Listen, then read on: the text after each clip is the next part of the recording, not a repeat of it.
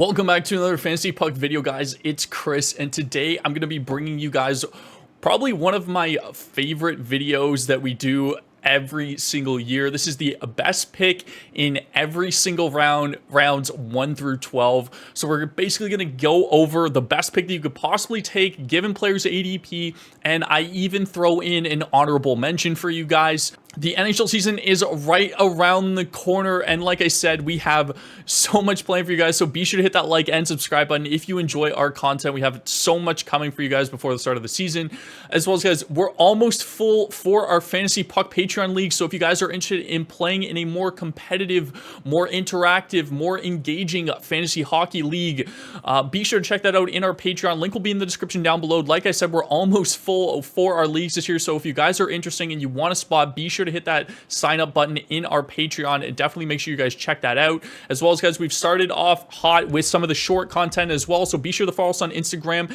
TikTok, Twitter, basically all our social media. We're going to have so much content coming out for you guys in the next couple weeks, like I said. Without further ado, let's get right into the video. Roll the intro.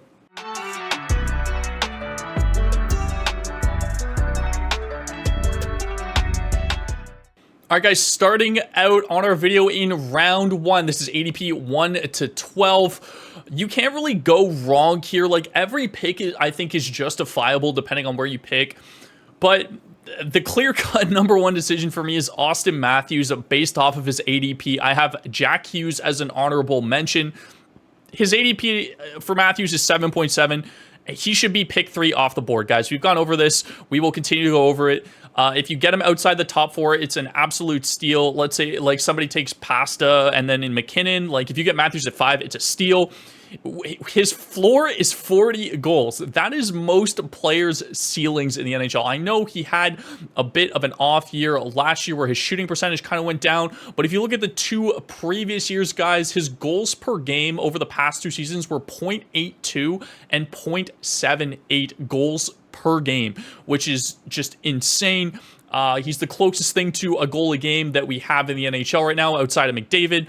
I know Pasta had a really, really good season last year as well too, but with Matthews, it's just a safer bet to get that 50-plus goal, 100-plus point upside, and upwards of 350 shots. We have him for 327 shots. Again, guys, it is a weighted average projection, which means it takes into consideration last year, but we're expecting Matthews to get back to that top 3 solidified spot in fantasy next season with a big season. Round 2, we have Cale Makar. I almost had Kaprizov there. He's the honorable mention in round 2, but Makar's ADP still puts him outside of the first round in a 12-team league, which is what this video is based around. Look, his 82-game average over his entire career is 85 points in 82 games with 22 goals and 220 shots. This is pretty much the only defenseman that will consistently hit over a point a game, guys. We haven't seen the signature Makar season yet, and I think this will be the year that he hits that 90-point threshold and solidifies himself as a top 5 pick in fantasy, as he should be. But you're getting him at such a discount this season because of his injury concerns and woes over the past couple seasons. But he is the clear-cut number 1 defenseman for us, and like I said, the only defenseman that's been over a point a game in the past 2 seasons, and you're getting him outside of the first round. This is an absolute no-brainer for me, and he should honestly be going in the first round. In round 3, we have Elias Pettersson with ADP 29.1. That fits into our 3rd round ADP threshold. Our honorable mention was Timo Meier. I considered Meier, but just given what Pettersson brings to the table, I would probably lean towards him. The breakout season last season was the real deal, and Pettersson has always been this talented as a player. The main difference between last year and the seasons before was his huge increase in average time on ice, guys. He's finally being played as the number 1 center in Vancouver. He saw over 20 minutes average time on ice and had 39 goals last season, with his shot rate jumping from 2.4 shots per game to 3.2 shots per game. So we love to see that out of Pettersson as well too, as well as his shooting percentage stayed actually under last year's total as well too, which is a good sign. Just means he's getting his volume up, which means he's getting his looks. He's scoring at the same rate that he has been his entire career. It's not just a 1-season fluke.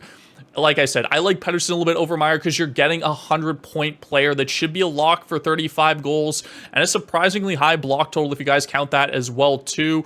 But you're getting a 100-point player in round 3, which is, you know, not you can't really look and say that for a lot of guys outside of even the first 2 rounds. So I love Pettersson at his ADP. I think he's the best pick in round 3. We do have a string of defensemen coming up in the next couple rounds, and starting us off is Rasmus Dahlin of the Buffalo Sabres. Honorable mention is JT Miller in this round. Miller is just a great overall flexible player that you can plug into your lineups. He's dual eligible most of the time, is good for 200 hits, a good shot volume as well too, and one of the better power play guys in the NHL. So he's a solid pick, but I couldn't pass up Rasmus Dahlin here for round 4. His ADP is 40.4. He had 15 goals and was close to a point a game last season with great peripherals where he had 204 shots, 132 blocks, 105 hits. These are great for a defenseman, especially a defenseman that's around a point a game. And the biggest thing with Dahlin is he's still only 23 years old. He's on a team whose offense looks like it's finally started to click. I don't think he's hit his ceiling offensively yet either. He's talented enough to hover around the 80-point mark for sure. He's very durable as well, guys, missing only 2 games over the past 3 seasons. This is as good as a pick that you can take in round 4, especially with Dahlin. Like, there's still so much upside for him. I love him going into next season as well.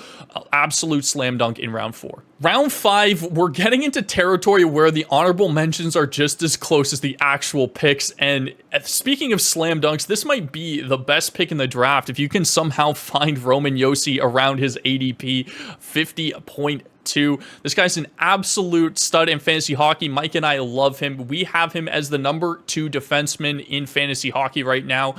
This is a round where if you get Josi, you potentially could just outright win your league because of how much value you're getting out of this pick. Getting the second best defenseman in fantasy hockey, like I said, in round 5 feels illegal to me, guys. Over the past 2 seasons, guys, Josi has had 550 total shots, which is 78 more than the closest defenseman in Dougie Hamilton. This would also rank Josi 12th in the NHL amongst all players over the past 2 seasons for total amount of shots.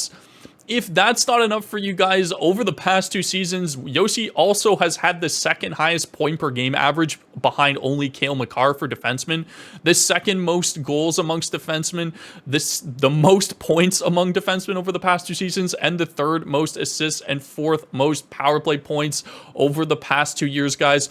On top of all of that production and shot volume, he had 146 blocks last year. So if you guys count blocks in your leagues, this guy is just, he is an absolute unicorn on the D spot, and you're getting him in round 5, which I said could just outright win your league.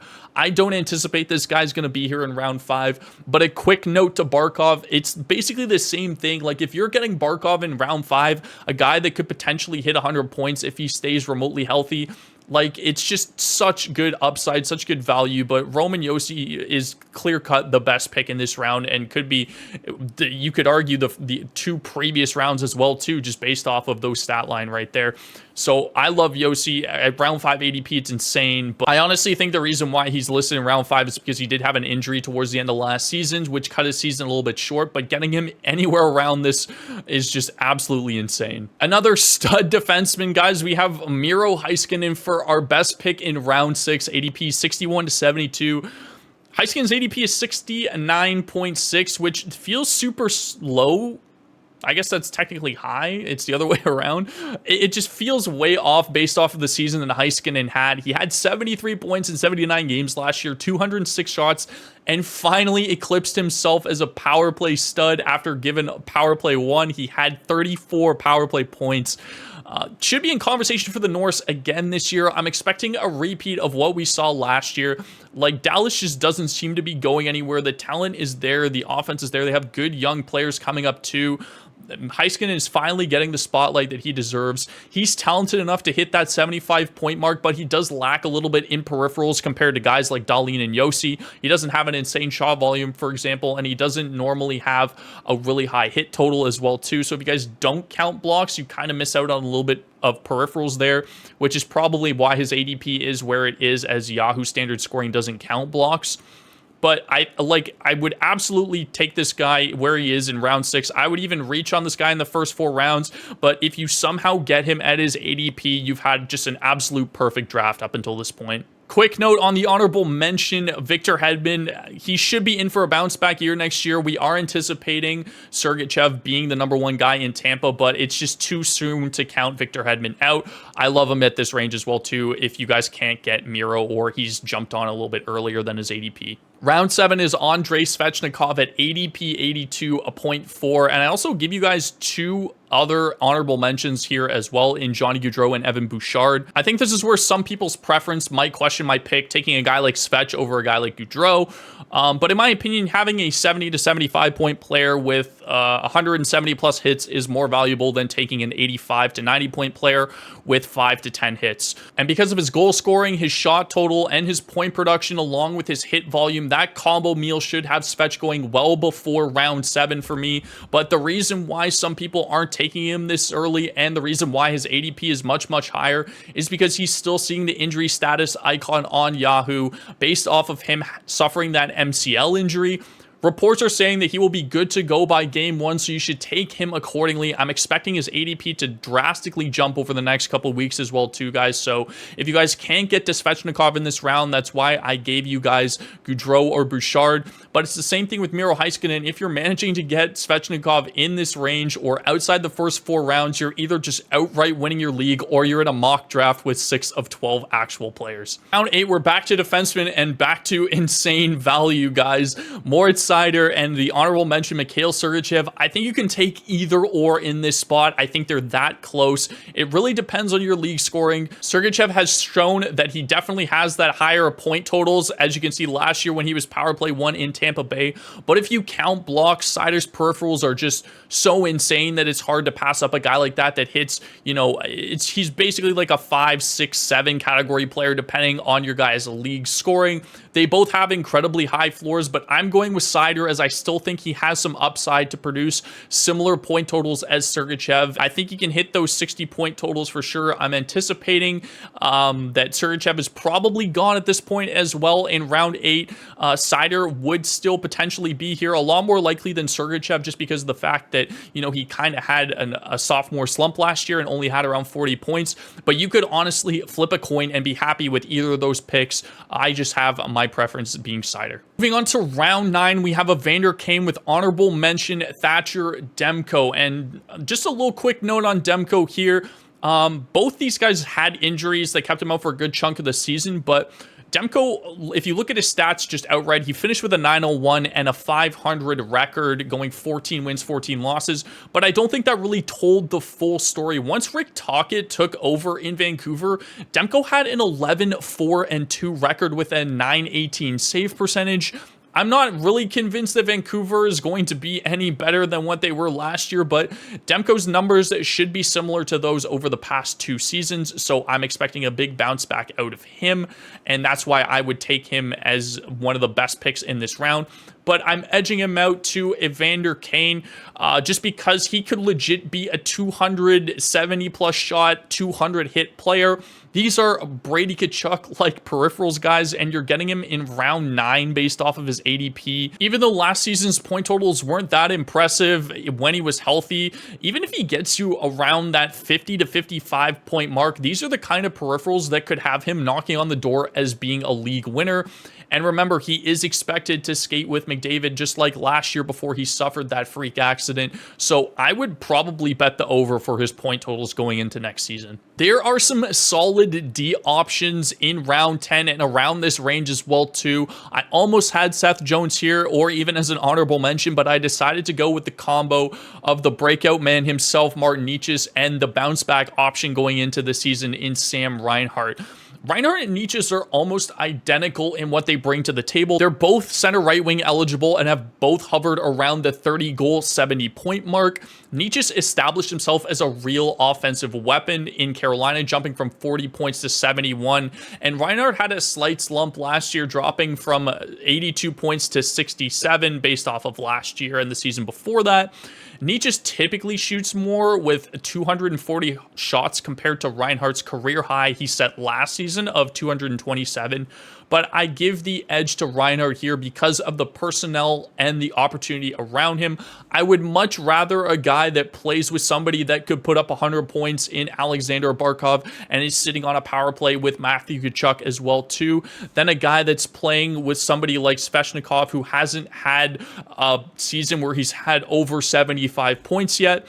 And I would be happy with either of these guys in round 10, even with Seth Jones as well, too. I think is a good, solid option here if you need a defenseman.